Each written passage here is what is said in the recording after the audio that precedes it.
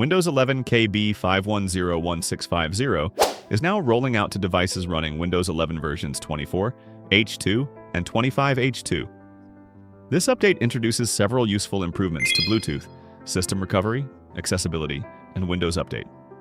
More importantly, it fixes the storage bug that could cause the System and Reserved category to grow beyond 500 gigabytes on some PCs.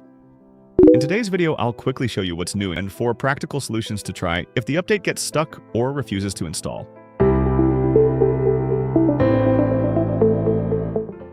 Part 1. What's new in Windows 11?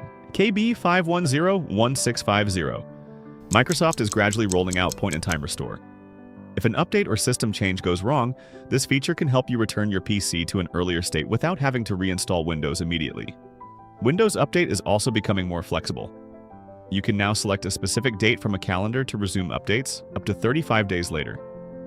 This makes it easier to avoid interruptions during important projects, business trips, or work deadlines.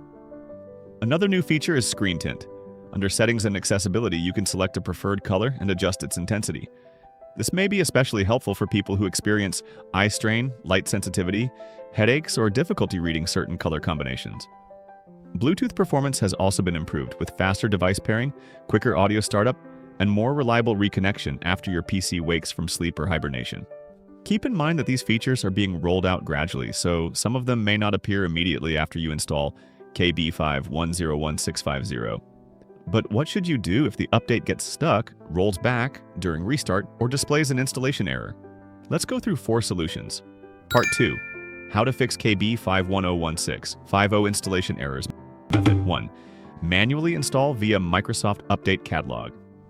If Windows Update remains stuck at 0% or repeatedly fails to download the update, try installing the update manually. First, press Windows and I to open Settings. Go to System and select About. Under Windows Specifications, confirm whether you are using Windows 11 24, H2, or 25H2. You should also check whether your system type is x64-based or ARM64-based. Next, open the official Microsoft Update Catalog website and search for KB5101650. Find the package that matches both your Windows version and system architecture and download it. Once the download is complete, double-click the MSU file and follow the instructions to install it. Method 2.